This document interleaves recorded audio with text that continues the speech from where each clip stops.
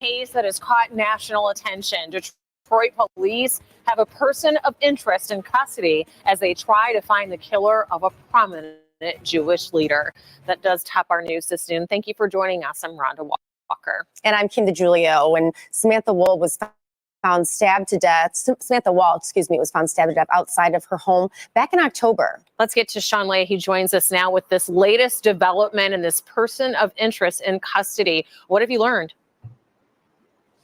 Rhonda, Kim, good afternoon to you. Good afternoon, everyone. We're trying to learn as much as we can. Yes, it was just before 10 o'clock last night. Detroit police put out the word that they do have a person of interest in custody, followed by the sentence that, of course, because of the integrity of their investigation, they're not going to say much more than that. But here's what we know about everything right now.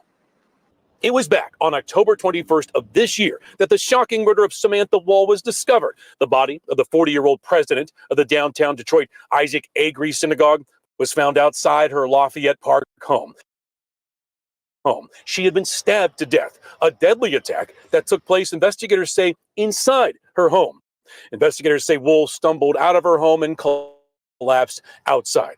The case has made worldwide headlines as Detroit police early on said they did not think the murder was the result of a hate crime as the Israeli-Hamas situation was raging. Local 4 learned that weeks ago, Detroit police investigators were led to a home in Grand Rapids where a man was staying with family. Some evidence led police to him. He apparently made some statements to police that resulted in police detaining him, bringing him back to Detroit. But police had to let him go due to a lack of evidence. Sources tell us his statements made likely did not apply. Now sources tell us a total stranger of Wool's is the person in custody right now. With such a high-profile case, Detroit police say they're not going to talk details quite yet. But after weeks, it is clear this investigation is moving forward. Back here live, Rhonda and Kim, we continue to work our sources on this. And the thing that really stands out is that the person apparently, we're being told by sources, has no connection to Miss Wool. So what's the situation here? Just speculation at this point. Investigators or people close to investigators are wondering if this was a person passing through her neighborhood. How did he or she get into her condo over there in Lafayette Park? A lot of questions here. We're going to continue to work to try to answer those questions, plus get reaction from the Jewish community. We'll have that starting on Local 4 later today. Back to you two.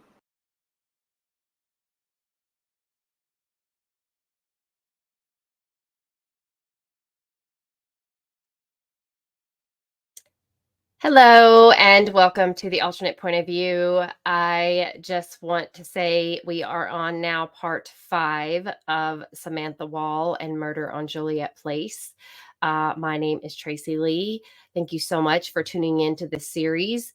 As you can see, that video was 7 months ago, and that is when they were looking at many suspects at the time. As you could hear, there were suspects they looked at that already had in custody. This is past the point of when Jeff, the ex-boyfriend, confessed, as they said there they didn't have enough evidence. They also had a couple of other people that they were interested in, didn't have enough evidence. And now they have a complete stranger, someone that didn't even know Samantha, apparently, that they have now in custody. This was 7 months ago, remember, that they felt, I guess, enough to put them in custody. And again, at that time, they still didn't have enough evidence.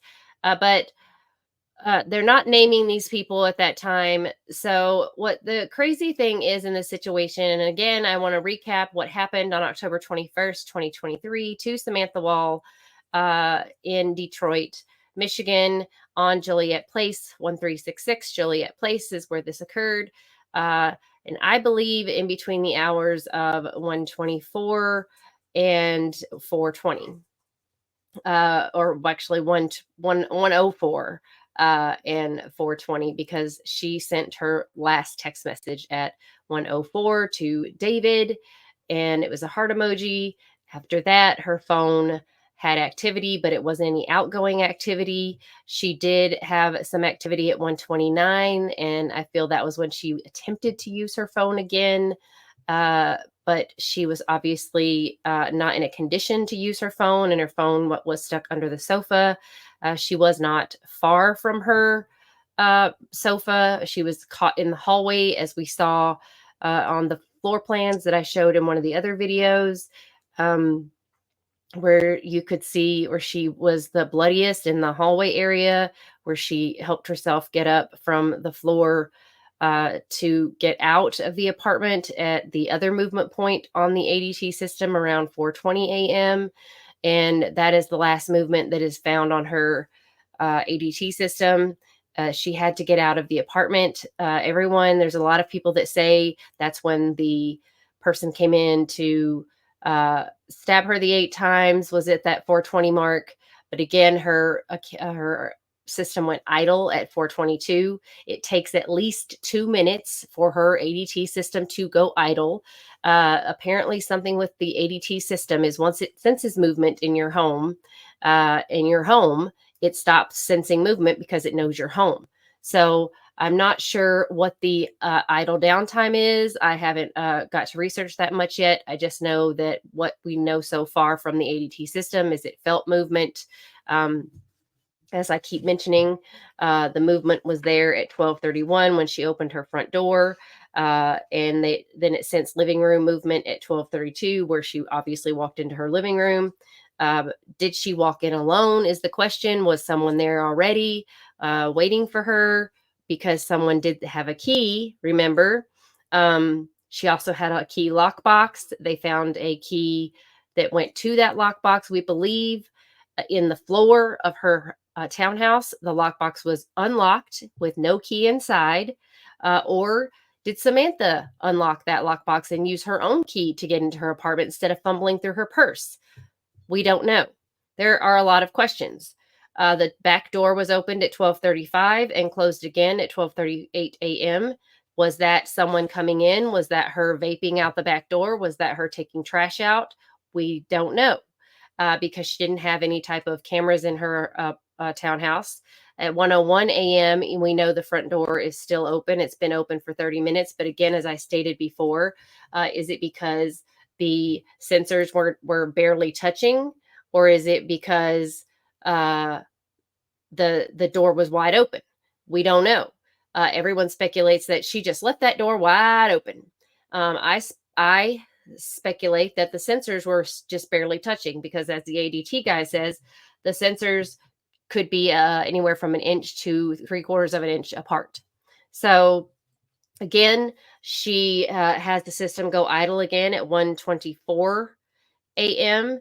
And then at 1:54, there's a ping testing. Also, she did get notifications on her phone that her door was open, that it sensed her front door to be open. Either the sensors not together or that it was open. But she was told on her phone, because ADT sends messages, that her door was open, just like it tells her to arm your system or disarm or arm or whatever.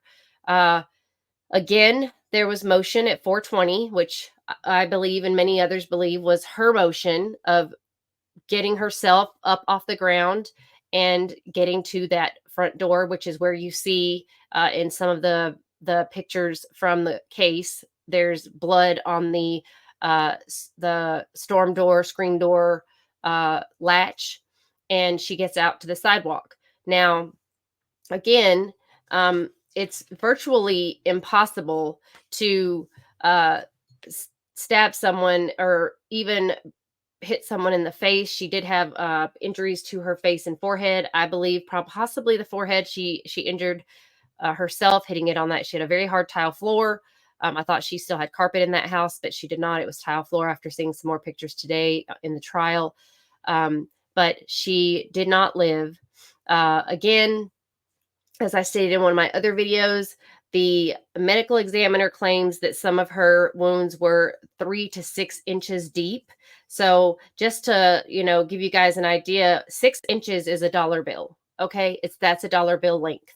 She claimed that some of the wounds in her neck, one of the wounds was as deep as 3 to 6 inches. If that were the case, if that wound in her neck were 3 to 6 inches, I did a demonstration on a butter knife last night, because it's not possible for any of the folding knives that they tested to be 3 to 6 inches deep.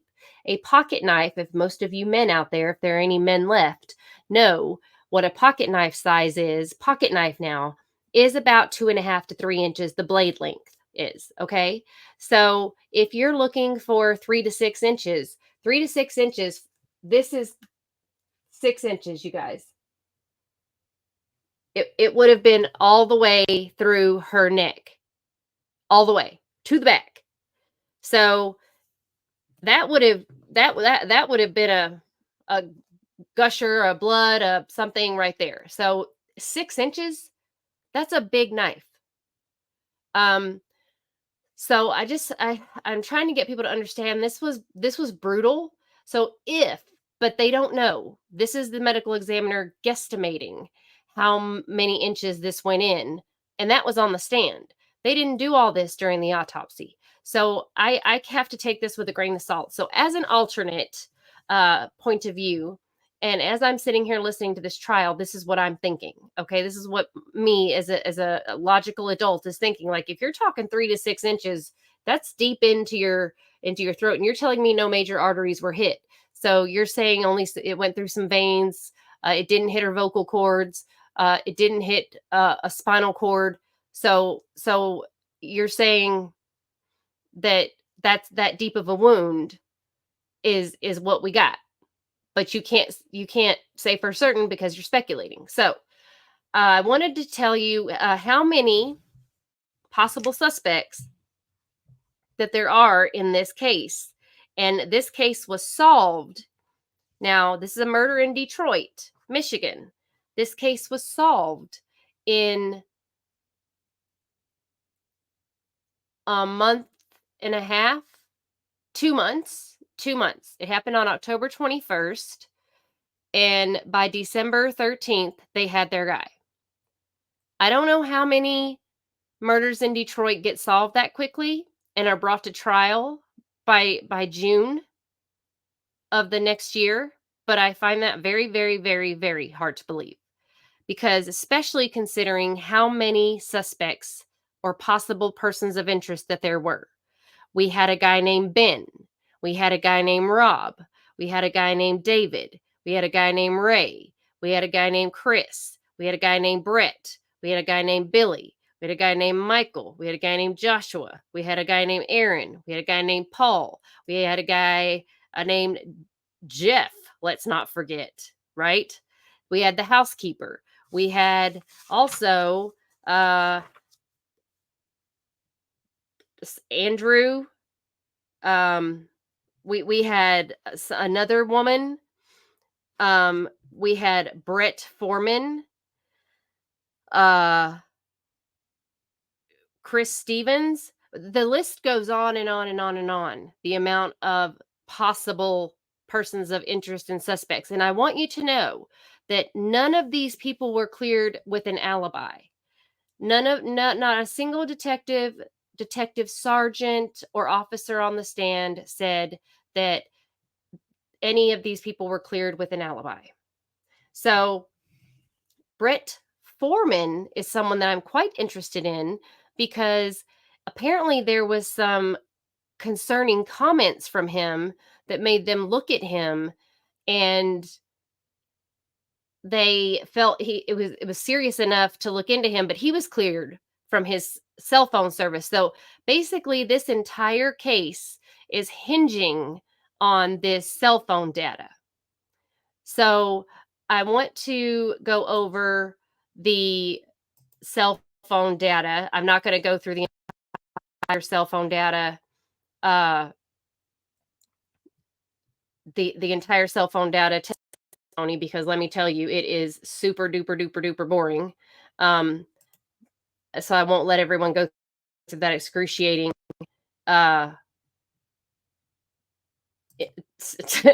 testimony, but I am going to go over a little tidbit of it, because you have to understand how they put Michael in this place and what brought this on, how they did it. They went through hours and hours of video footage, okay? And then they decided that, okay, Michael's the guy. So revealed in the case of the murder of Samantha Woll. Hours of testimony at a hearing to see if the man charged, Michael Jackson Bolanos, will stand trial. Prosecutors revealed how investigators used every detective technique available to make this arrest. Sean Lee is live. Sean, you're also learning some new information into what happened in the days leading up to the attack. We understand Jackson Bolanos, the defendant here charged with Samantha Woll's murder, was fired from a job with one of the big three, an auto worker job, rage issue, not a rage issue or an issue, physical fight with guards and court security yesterday after the hearing. Also, with the FBI, we know that they got a hold of his phone and they pinged it from Alexandrine, where he lived, which is in the news center area, through downtown. This is the morning of the murder, to right here, Rivard Street. And look down here. This is where Samantha Woll lived. What stood out to legal experts? The sheer brutality of the attack on Jewish community leader Samantha Woll. Most details are just too graphic to share, but Woll was stabbed 8 times in her neck, head, and back inside her Lafayette Park condo. Sources tell us the person charged with Woll's murder, Michael Jackson Bolanos, was fired from an auto worker job for anger and rage issues. After yesterday's hearing, we have confirmed Jackson Bolanos attacked courthouse and jail security and had to be carried back to his cell. It was revealed that investigators poring over security camera video from the area around the time of the murder showed a man multiple times in a black North Face jacket. Jackson Bolanos became a suspect. He was followed by police in Utica, arrested, and a key piece of evidence was recovered. And I seized an Apple iPhone in a red case. Investigators say the jacket was found laundered in Bolanos' apartment. Prosecutors say it still had Woll's blood on it. FBI tracking his iPhone prior to the murder, the phone tracking from his apartment right into Woll's area. So this is, once again, on October 21st, 2023, from 3:50 a.m. to 4:05 a.m. Okay, and where is the device consistent with being during this time? in the geographical area of the crime scene. All right, back here live. Prosecutors matching up the cell phone pings of this guy and video of him. Now, next Tuesday, video of him in this area will be played in court. We'll have it covered. Okay, so his phone is in the area. His cell phone pinged in the area. There's a bunch of people in downtown Detroit on a Friday night. I'm sure a lot of people's cell phones pinged in that area at the same time. I'm sure all of her neighbors' phones pinged in that area. I'm sure a lot of people's phones pinged in that area. But that doesn't mean they murdered Samantha. Also, just because he's out walking at night. Now, I watched the video. We can look at the video of Michael walking. He got his steps in. I say that constantly. But Michael's walking, okay, all night long. He walked all night long, that guy, okay? I don't see any video of him actually opening up car doors or any of those things. He's not doing anything out of the ordinary other than just like, what the heck are you doing walking all night? Because that's a lot of walking. But then it turns out, bless his heart, he doesn't have a place to live. He doesn't have anywhere to go. So you're trying to tell me that this guy is just walking? So if you can't, there's a crime against walking.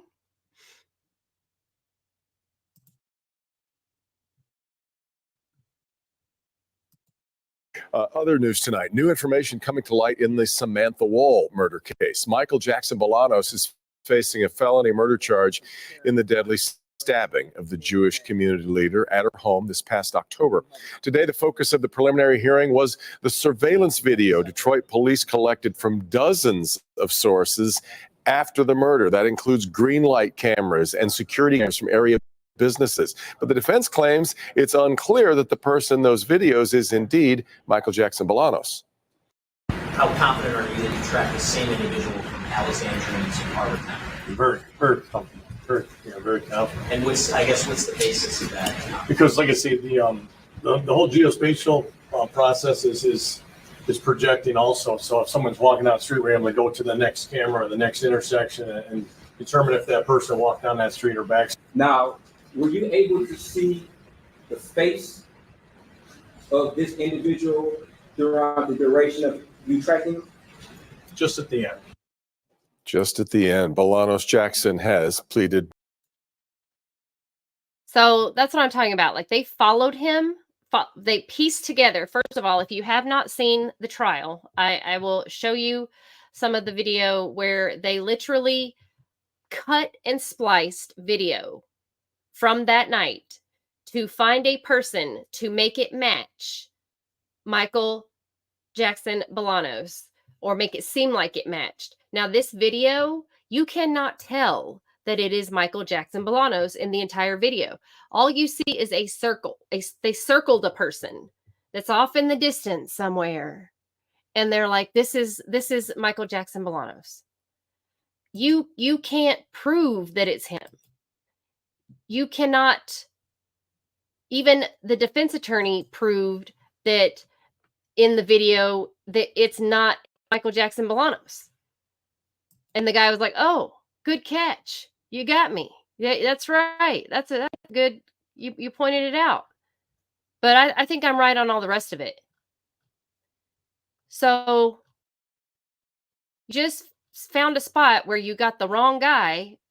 And how do you know this entire video time is Michael Jackson Bolanos?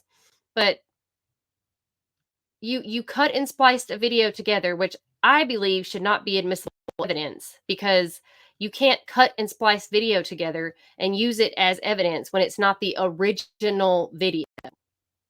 It is not original. So you cannot sit there and say that this is the person in this green circle and expect it to be correct. How would you like it if you were walking on the street? This could be anyone, you guys. This could be you. It could be your son. It could be your daughter. It could be anyone. This is why it's so important to have the right person and to do the proper investigation. But to cut and splice video together and say, "Yeah, if I circle this person, this is correct. This is the person." So just to show you how very gray area this video is, and I hope that the jury can see. You can't circle a what is that? What is this? What is this? What is that? You can't circle this person and say that's Michael Jackson Bolanos. How is that possible? You can't put them in a bubble up here. You indicated that you tracked Mr. Jackson. How do you know that Bolanos, that's him? I guess past this Gordon's food place, correct? Yes, sir. Okay. How do you know that that's him? There have been now 2 detectives that have said, "No, that's not him." Oh, wait, yes, it is. Oh, wait, no, it's not. What is that? What is this green thing? How do you... This is how you do an investigation. That this is Rivard Street? Who is that? No, sir. It's Woodbridge. Oh, it's Woodbridge? Okay. I'm confused. This is how you solve a murder case? I have And you questions. indicated that from your observation that this is Mr. Jackson Bolanos, correct? The totality of this, yes. Totality of this. The green circle is on Mr. Jackson Bolanos. Green circle. We're looking at a green circle. Is there circle. anybody else in the area who fit the description of Mr. Jackson Bolanos at this particular time? The overall description, the walk, what I was tracking, no. Okay. This is bunk science. This is not legit investigative. No. Does this person appear to have different apparel on than Mr. Jackson Bolanos? Different apparel, no. Yes. Okay. So you're confident this is Mr. Jackson Bolanos, correct? Pretty comfortable tracking. Is it pretty comfortable? Pretty comfortable. Pretty comfortable. That's what I want my life to be, on the line. Possible life imprisonment, in some states death penalty. This is what I want. I want someone who's pretty possible. Pretty sure. Yeah, that's what I want to be brought before a jury. I'm pretty sure I'm right. Now you'd agree that this is what you believe to What be the same individual. what correct? do you see here? And you would agree that this is what you want to the be building that's possibly depicted put the in center prison of for the the rest screen of at your the life top for? is 2987 Franklin Street.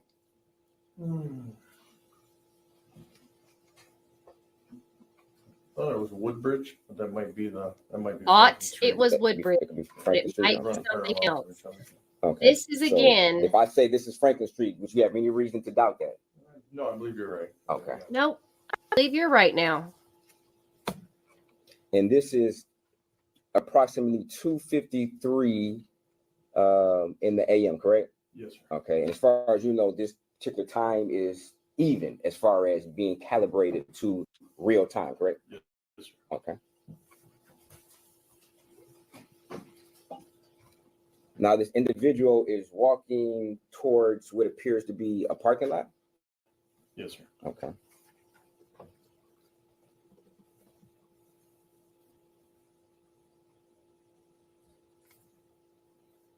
And this parking lot is behind the building, correct? And at 2:54, would it be fair to say that the person walks out of the view of the camera? Yes. Okay.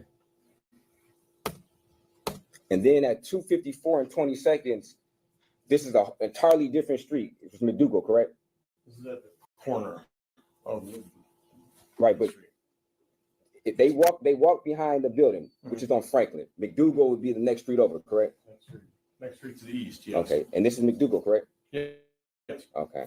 So you're saying that this individual who was walking down Franklin was able to walk behind through the parking lot and then appear on McDougal within 20 seconds?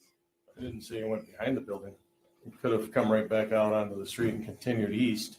Okay, but okay. 20 seconds could have easily appeared. If you were to see an aerial view of this particular building he walked behind in relationship to Franklin and McDougal, would you recognize it? Yes. Okay.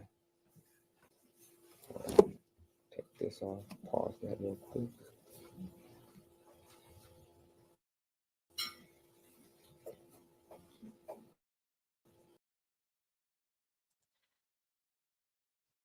Okay, so at the end of this, he realizes there's another guy who's walking down the street right in front of Michael and is like, holy crap, I didn't even see that guy. This is what I'm talking about with a botched investigation. It's a hurried, I don't want to say botched. It is botched, but it's a very rushed investigation. This is a high profile, or was a high profile murder that Detroit had press conferences about. It was all over every news channel. I'm not going to stop harping about this because it was huge. It was all over national television. Everyone was talking about it. Jewish synagogue leader murdered in her home. Huge, huge story. And then it just went. And why is that? Because you have this synagogue, okay, that was shambles, okay? The Detroit synagogue in downtown Detroit was falling apart and needed a bailout, basically. The Isaac Degree downtown synagogue needed a bailout. It was going down. It was going to be a bust. They were thinking about selling it.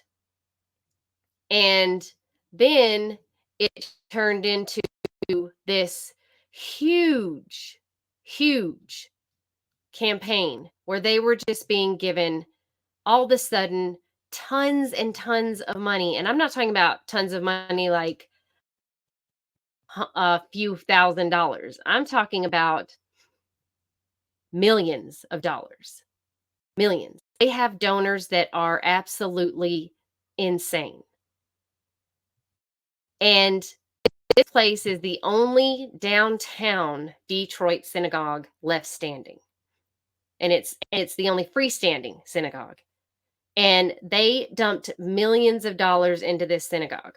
So you mean to tell me that they now are just going to let that money go, that they're going to let them have bad publicity on this beautiful synagogue? I mean, they had the window campaign. Now they have all these beautiful windows in it. They cost money to go to. This synagogue is only for the richy rich. They are very liberal. They are very feminist. They are very left leaning. I mean, look at this. It's literally just for the richy rich. You pay a fee to go there. They have only the richy rich people allowed to come there and have their bar mitzvahs, their parties, their whatever. They put on the biggest events. They back the best, biggest Democratic leaders that they want elected. So it's all about the money. Even Jeff still goes to this synagogue. So Jeff just the other day got to hold the Torah. So Jeff is quite forgiven. He's already done with, they're already done. They're fine with Jeff. So this synagogue went from nothing to something big. And so they're not messing with that. So they want Michael Jackson Bolanos to go down for this. They want this to go away. They want it to be done with, and they don't want it to be someone that was in their community to have done it. So you can call it a conspiracy. You can call it what you want, but I'm saying that they want this investigation over with and done with, and that's exactly what they did in 2 months' time. So if any of you Detroiters know any murder that has been solved in 2 months in Detroit, then let me know, because I want to see that.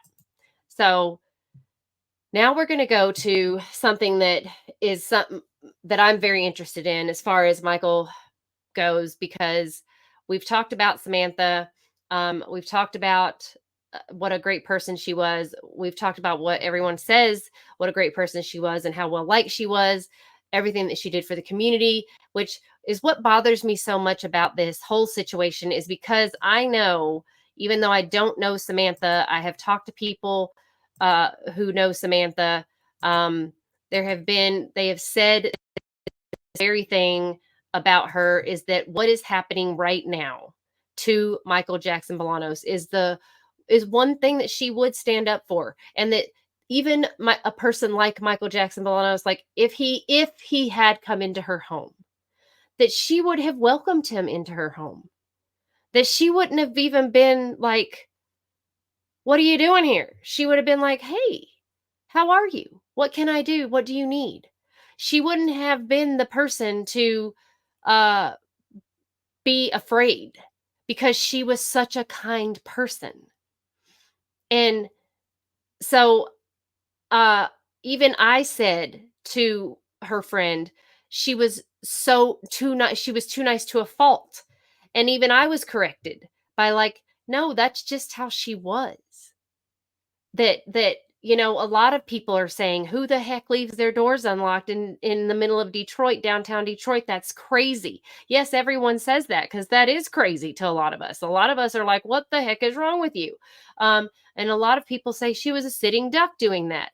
But that's just the type of person that she was. She wanted to see the good in everyone, because she was a good soul and a good person.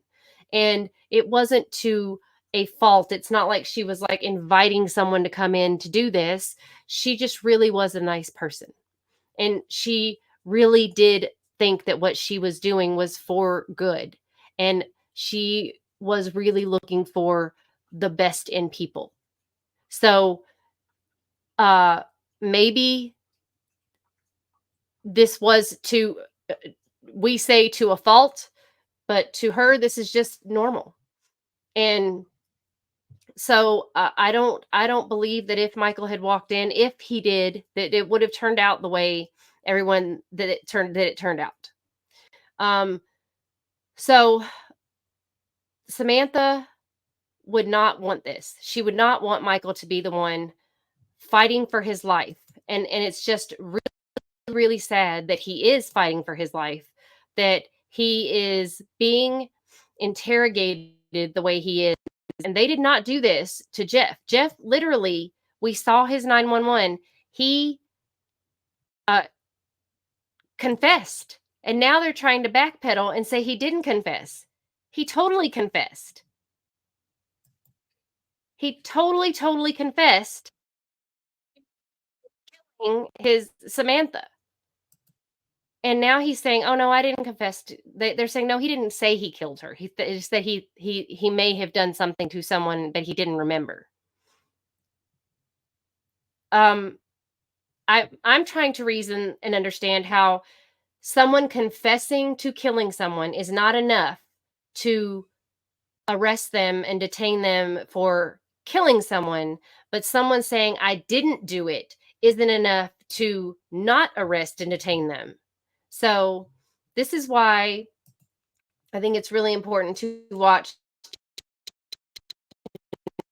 video of Michael Jackson Bolanos, because as I stated, I wanted to go over this interrogation video of him because the reason I want to go over it, and I'm going to try to do it a little faster. But as I stated in my last video, I was certified not on police side or detective side, obviously, but I did a technique called the Wicklander-Zawalski technique, and our technique was a little kinder, I guess you could say, because we did not have Miranda rights. Obviously, I worked in retail. I did loss prevention. We did interviews and interrogations in order to get out confessions from people for internal theft. And that was a very lengthy process because you had to build rapport. Some of these employees you knew for a long time, some you didn't know for very long, but either way, the rapport building was very, very important and vital because that person did not have to sit in the room with you at all. They could get up and leave at any time. You didn't have them in custody per se, and you didn't have a Miranda warning with them. Also, you never took someone into an interview for internal theft until you had literally all the evidence buttoned up and put in a box and with a little pretty bow on it. Because if they did get up and walk away from the interview, you didn't need the confession. The confession was just icing on the cake. Okay.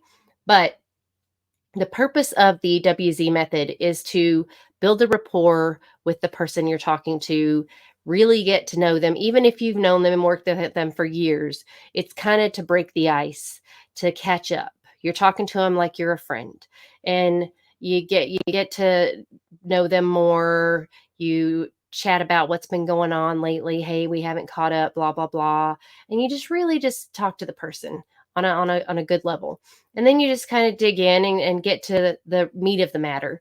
But you're really just trying to figure out what's going on in their life, what's causing them to do the things they're doing, because maybe it's something it's out of character. But you really want to be ally. That is not what happened in this interview with Michael Jackson Bolanos.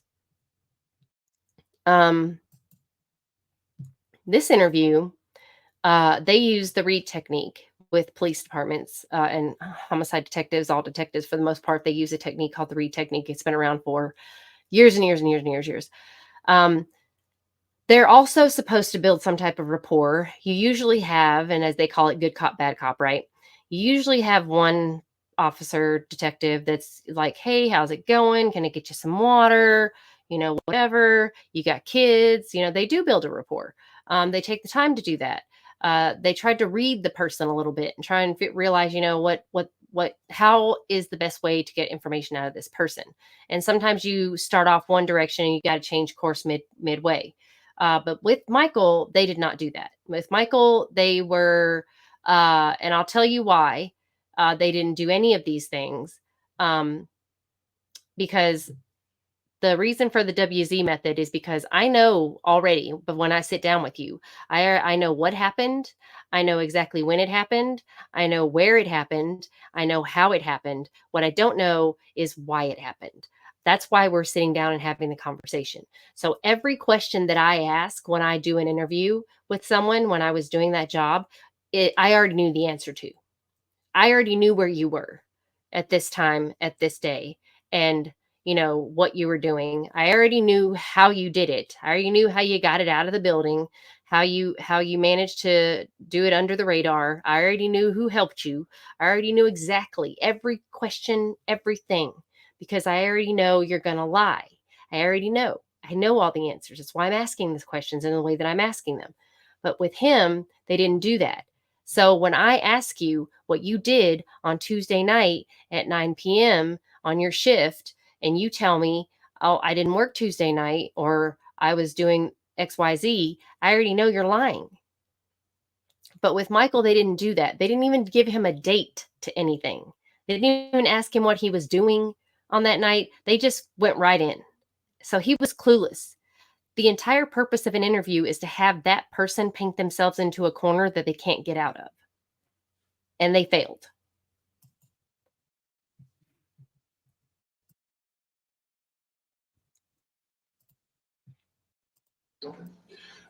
Read this first line for me, initial there. If you understand what that means. So I'm reading my ignorance out loud. Yes. So I'm being interested. No, I said you are in custody. Okay. Yeah. So this guy's trying to be nice. Like, you're in custody. Wait, just tell me I'm under arrest.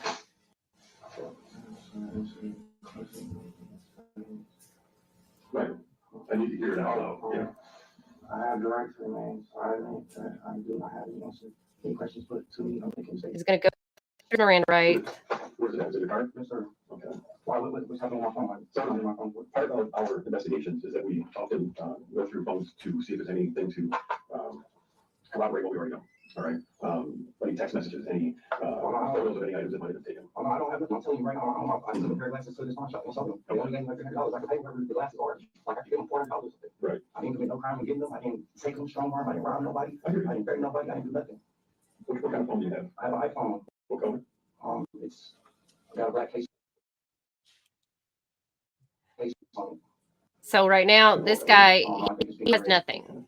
He doesn't even know what he's there for. Yes, sir. No, it's facial recognition, but usually it's code for backup, isn't it? Yeah, I think I got code, but I can't remember right now because I'm kind of nervous because I don't know what's going on. Like, I didn't do nothing. Like, I'm telling you. Okay, that's what we're talking about. Let's not get ahead of ourselves, okay? Yes, sir. This is every cop technique. They're not telling you what you're there for.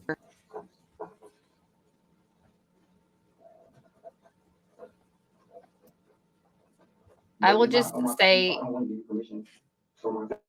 if you ever get called into the cops, ask for a lawyer. Immediately. Did something or not, ask for a lawyer. Right, but how can I give you? I'm telling you, property, right? Right, it's my property. I'm telling you everything. Like, I'm telling you everything. Like, I went to this pawn shop. I sold her glasses, and I found the guy lost at the club, and that was it. Okay. I don't know nothing else. Like, I'm not involved in nothing. I don't rob. I don't steal. I work on manager at Fresh Fruits. Look, I was supposed to be at work today at 2 o'clock. I was on my way to work. I don't commit no crime. So at this point, there's going to be another officer come in, and this guy. So this is what he does wrong here. I'm going to show you what he does wrong right away. He knows nothing. This cop knows nothing. Now he's just going to lay out pictures. But he doesn't say what night this is. He just lays out pictures of it. All over downtown. But I was not doing cars. I'm really like homeless. I walk around. I had not hit no cars or nothing. I mean, but the cameras and us following you say different. Bro, I'm not hitting no cars on. So this is me right here. And this is you leaving an area where you were empty-handed and coming back out with a bag from stores. This was a store. This is a store bag. Yeah, it is. See, I know what he's talking about. Trying to pin him up in lies. If I'm downtown area, the gas stations aren't open. So why isn't that a store that was open? Because you got this after going into a parking structure. I didn't get nothing going after going into no parking structure. I have not hit no cars. I do not hit cars. I don't do that. I'm not lying to you, sir. I literally work every day. When I get up, I go to work. I've been working for the last 2 months at this job. I'm a manager. I have not. So, like I said, he just threw out pictures. He didn't say what night this was. He didn't say anything. He just threw out, here you are. Here, this is you walking in downtown Detroit. No duh. I walk. But he didn't say what night. He didn't say anything. How is this kid supposed to know where he was, what night, what are you doing, what are you talking about? He doesn't tell him any of those things. Normally in an interview, you would say, what were you doing October 21st, 2023? Now, this is November 30th that they've arrested him. I mean, would you remember what you were doing on October 21st, 2023? Probably not. That would be a weird question to ask. you'd be like, I don't know what I was doing, like, and then they would start to kind of paint you in a corner, kind of paint a picture of well, try to remember what you were doing that night. And then, you would probably start making something up. I don't know. It's probably home with my girl watching a movie. I don't know. I don't know. Oh, so that's what you were doing, watching a movie with your girl. Is that what you're going with? And then that's when they would start trying to pin you up into some kind of story. Then they would break out the pictures or whatever, but they didn't do any of those things. They just went right in. This guy didn't even know what he was in there. He's just in there throwing stuff out. He did not build any kind of report because he didn't even know what the case was. Had no idea. And he will say that on the stand, that he didn't know. He had limited information. This is what he was going in there with, period. So he has no idea what's going on. He has no idea what's going on. Then you're going to have this guy come in. I'm not here. No cars, though. I'm not here. You're literally taking on gun handles.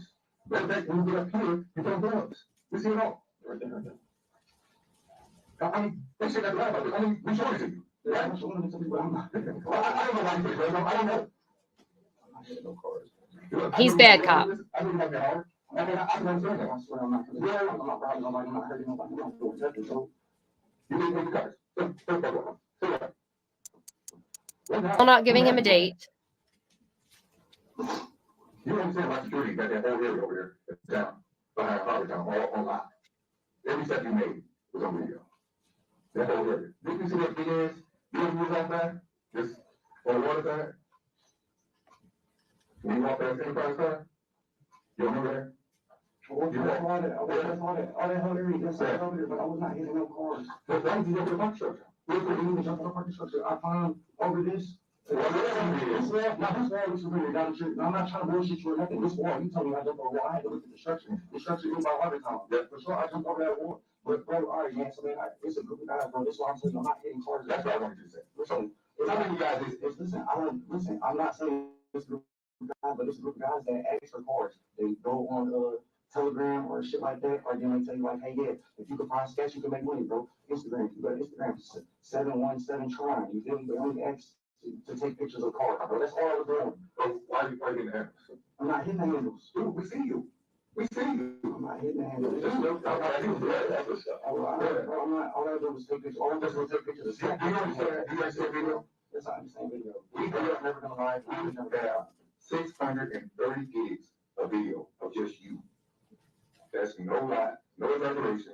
630 gigs of video just of you. He was the only one in Detroit.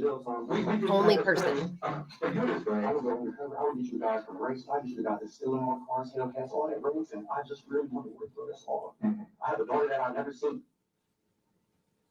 So, how did you know about this area? My homeboy Weasel lives in there. Well, like, if you ever heard of like Babyface, Ray Rapper and all that, the people that be close to me in the circles, like I'm a music manager. If you go on Instagram, I manage artists. I manage 2 local artists from the east side. So we're always in the same venues. But the same guys that still be doing the rapping and all the street shit, be trying to pay people. I'm 28, but what I look like, I'm fucked up. I don't have no cheese. I work to try to take care of everything I need. I pay everything out of pocket. I've been on my own forever. All I was just doing was going around taking pictures of cars. I took a picture of a fucking white Challenger Scat Pack. You feel me? That was it. Which is on his phone. That's from the store. I told you I went to the store, bro. I'm not counting on that. I really went to the store on Jefferson. Like, I'm not lying.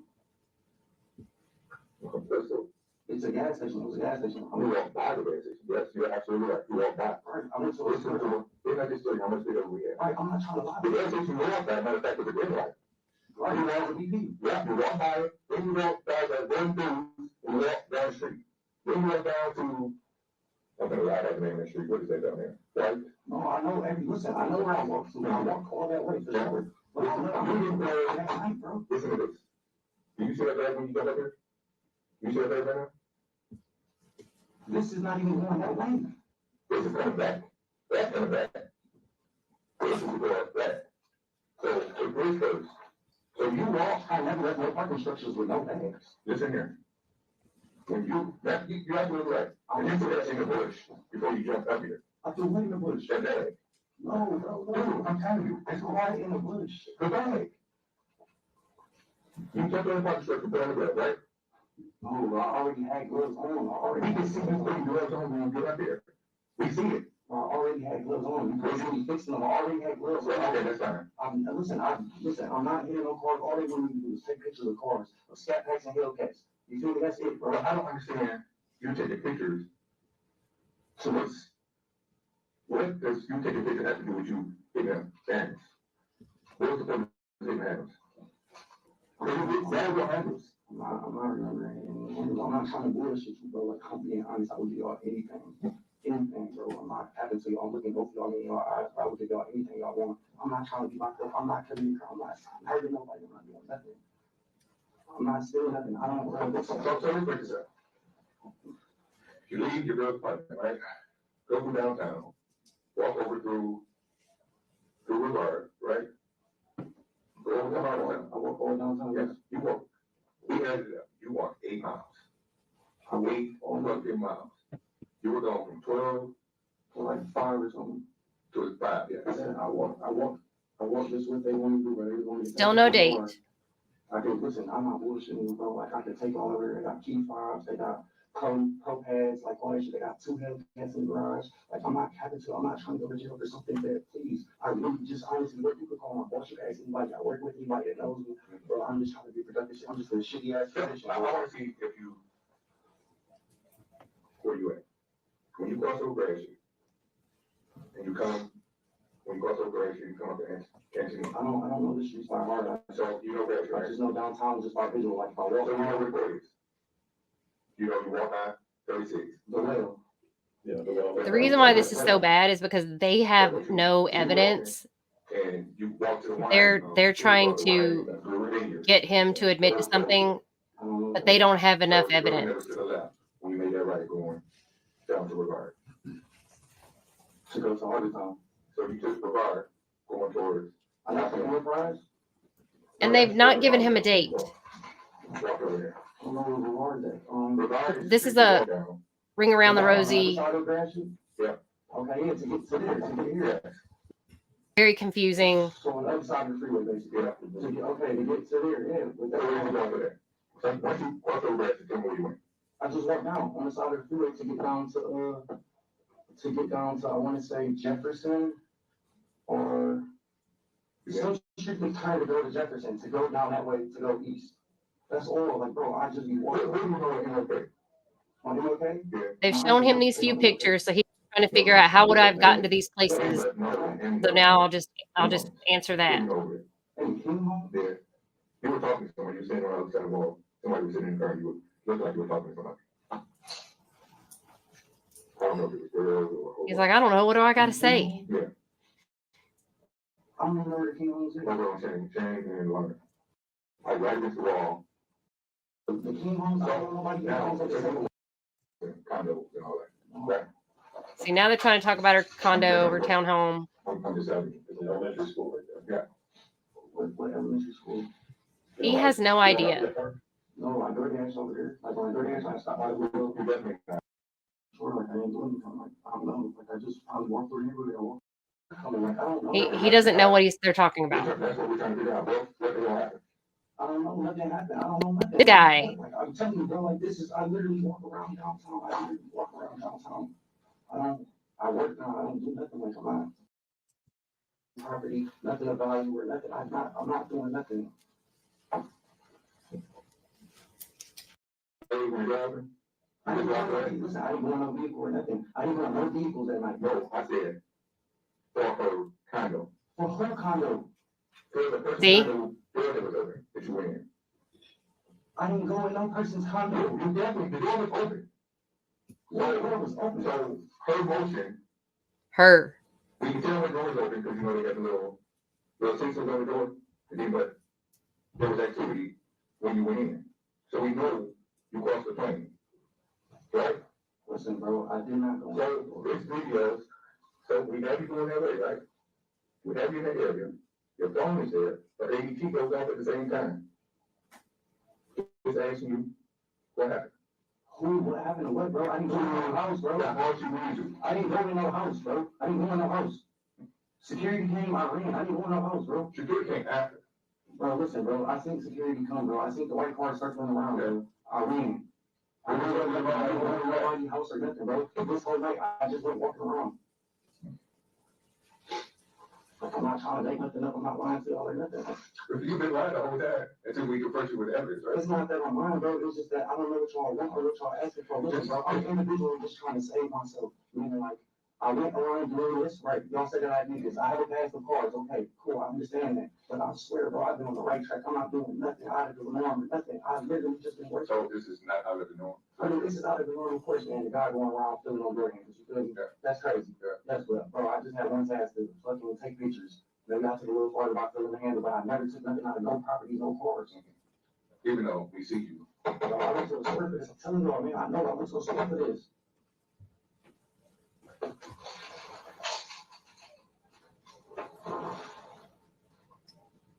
So explain when you got the backpack then. Because you didn't get the car.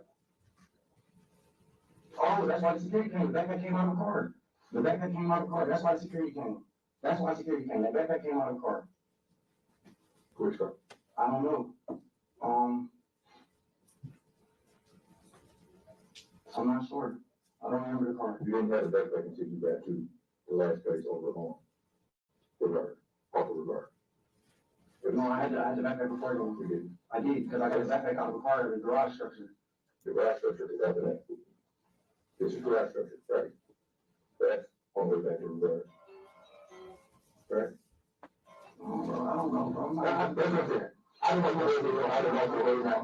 So we're not, right? I mean, otherwise, This is why you just need to ask for an attorney, because everything you say can and will be used against you in a court of law, and that's exactly what they're doing. They're trying to make him sound like he's changing his story when he's not changing his story. He just has no freaking idea. They're just trying to get you to say something. I did not go in no houses. You really know me. I didn't go in no house. How can I go in a house? You tell me? You tell me. See? You tell me. I didn't go in no house. I literally walked around in parking structures all fucking night, bro. Walked around all downtown all night. I did not go in nobody's house except this fucking house right here. So I'm not lying to you. I'm not trying to make nothing up or nothing. I did not go into nobody's house. This is the only place I went into. My girl's apartment. Left there and came back there. That's it. After my walk. I want you to understand in the beginning. Going back to the beginning, right? You just said you were walking around and you want your auntie house, right? That's how we started. This conversation. Walk around. Now we in the wall. My auntie house lives in the area, so I do walk that way. When I go on my walks at night, I do that way. The auntie house this night. Particular night. This particular night. We agree on that? You didn't go to your auntie house on this particular night. What particular night? This particular night. What day? This is October 21st. See, now they tell him October 21st. We're an hour into this interview, and he finally tells him October 21st. How is he supposed to answer these questions when he doesn't even know what day they're talking about? We're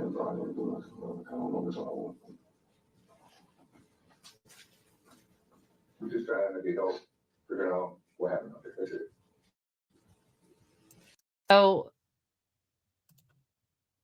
that is just a portion of how they treated Michael Jackson Bolanos for this case with Samantha that happened on October 21st, 2023, where they claimed that he went into her apartment at 4:20 a.m. and stabbed and punched her 8 times with the knife and stole nothing. Because he was in the vicinity, his cell phone pinged off several towers in downtown because that's where he was walking around for several hours. And never mind the person that was running away from her apartment at 124, where Michael Jackson Bolanos was not at 124. I will piece together the video and everything so we can see where Michael Jackson Bolanos was at 124 and where this figure running was at 124 as well, because I want to make sure that I get this as detailed as possible. I'm also working on getting all of the evidence together and look through all the work that the detective sergeants and the FBI and everyone did. I do believe that the FBI was no longer a part of this case after the very beginning, because once they realized again that it wasn't a hate crime or an anti-Semitic crime, the FBI was no longer involved. And again, I don't believe that the synagogue or the Jewish community there in Detroit wants anything done about this.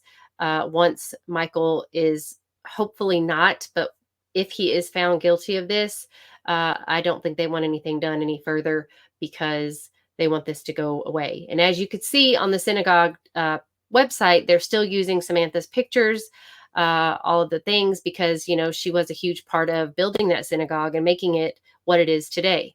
But I want you all to keep in mind that, you know, this isn't just about getting the right person for this crime. It is about ensuring that the right person, that we aren't putting the wrong person in prison. You know, I don't want to have this be just all about like innocence for Michael, because I do feel for him. I heard his phone calls today from jail that they were trying to use against him.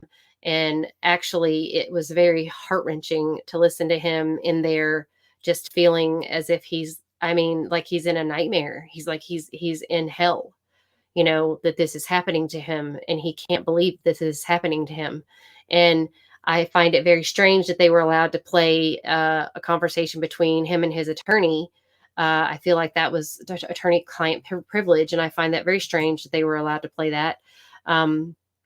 But I can tell that he is really just shocked that this is where he is right now, when he was trying to just get his life together. And I noticed a lot of people saying things like, you know, well, he was a thief. You know, people make poor choices when they're young. I mean, no one's perfect. We all make bad, stupid decisions.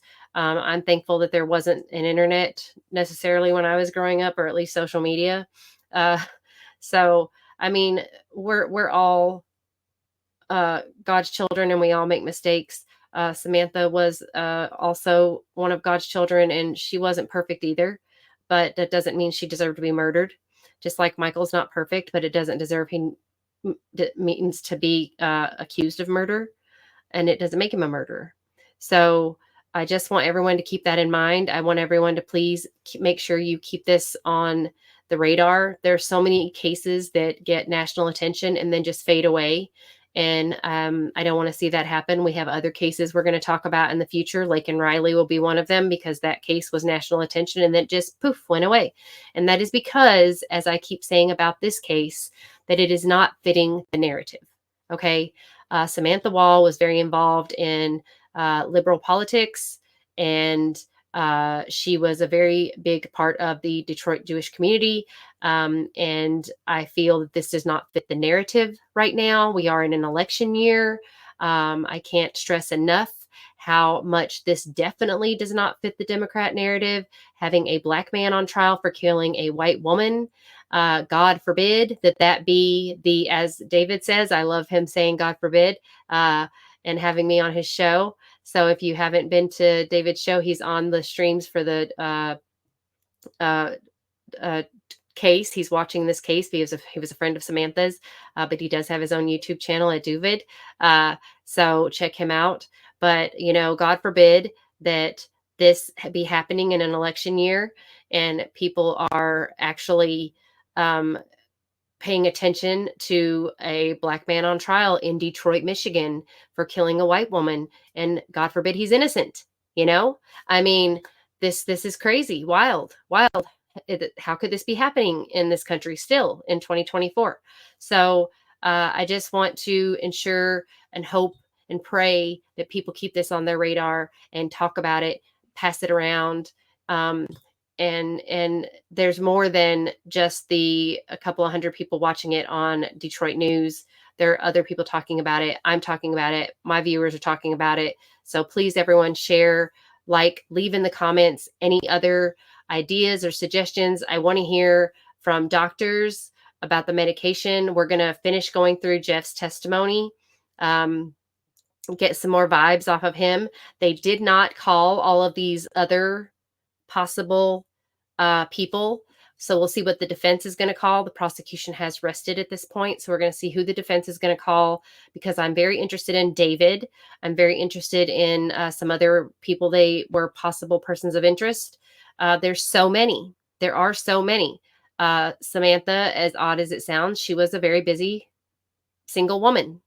So I would just be interested to see who else there could have been that they just bypassed because it didn't fit the narrative. So I thank you so much for listening to my possible theories. We will continue to keep dissecting every interview, every testimony, every bit of evidence that I can get my hands on, and we're going to keep talking about it. So I appreciate you all so much. Thank you for tuning in to The Alternate Point of View. Please become a member, like, subscribe, share. It helps the algorithm, and we want to keep this story at top of mind. Thank you.